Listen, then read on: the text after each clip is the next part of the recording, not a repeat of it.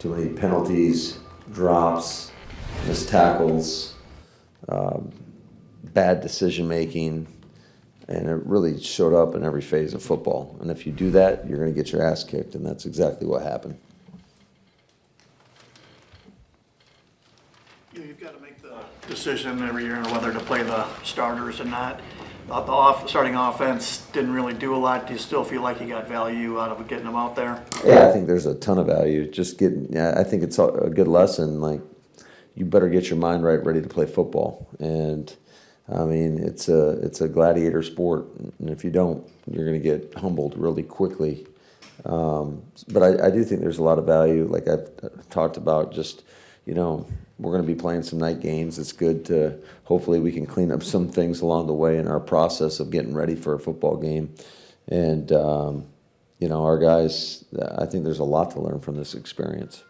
Your number 2 line had several penalties. I guess in the grand scheme of the preseason, what have you thought about them in comparison to tonight? So are you worried about what you saw tonight, or is it kind of just... I think if you're not concerned about it, then you're probably not pushing as hard as you should be. So, yeah, I'm definitely concerned about it. Like, anytime you just play with poor technique and poor fundamentals, and then you're making bad decisions, and it's hard to play the game of football if you get called for a holding penalty it seemed like every other play.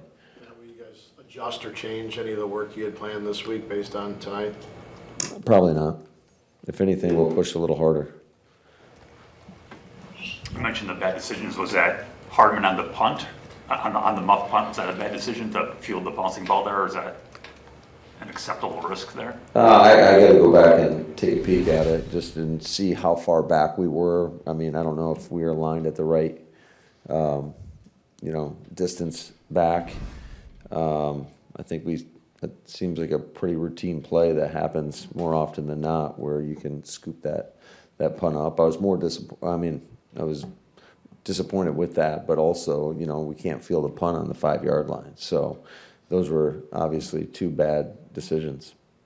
Are there things that have happened in practice in terms of sustaining a drive in practice that maybe, showed up tonight that was similar, things that you've been concerned about the last 2 weeks?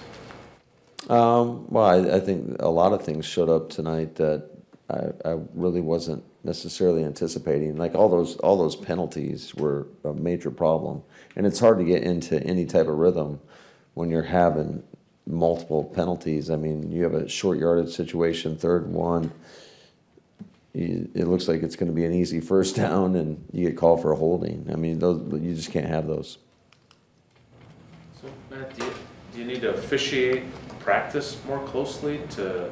Oh yeah, absolutely. I think you gotta look at everything.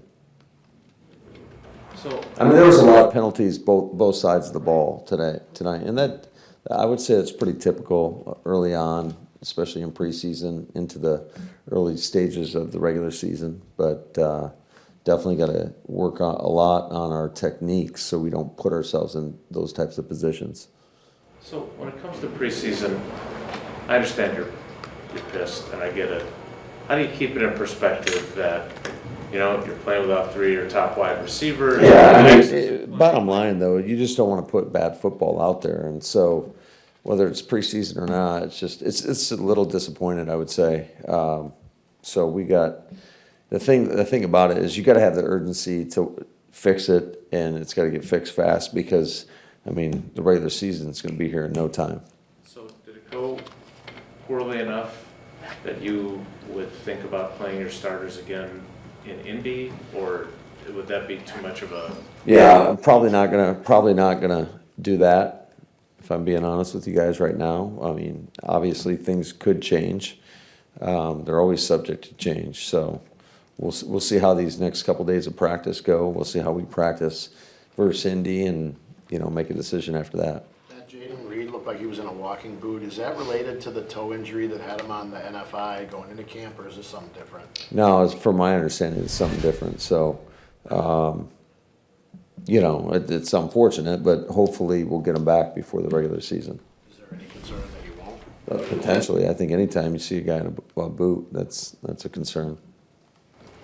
Anderson or White, did either of those look real concerning? Yeah, I don't know exactly what's going on with White. I know all I was told was a foot. I think he hit a nerve or something and he couldn't feel his foot. But and then Zane's got a knee, so we'll see. I don't know the extent of it right now. Obviously, Amari Johnson had the one good play for you there at the end. What have you thought of his big picture through, 2 weeks here? Yeah, I thought it was a good showing for him. I thought he ran hard and, obviously flashed some playmaking ability, and so he'll probably earn some more opportunities next week.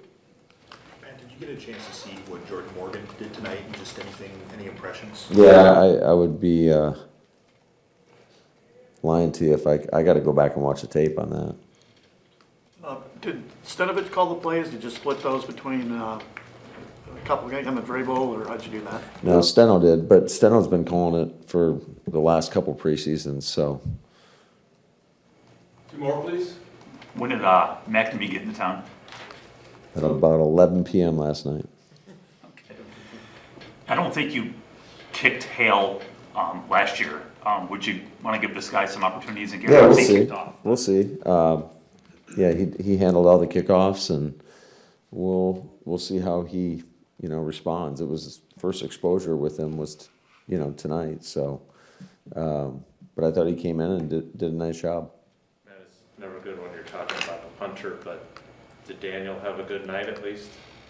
Sure seemed like it. I mean, I'm sure his leg's a little sore than we'd like it to be. Definitely had to use him more than we wanted to.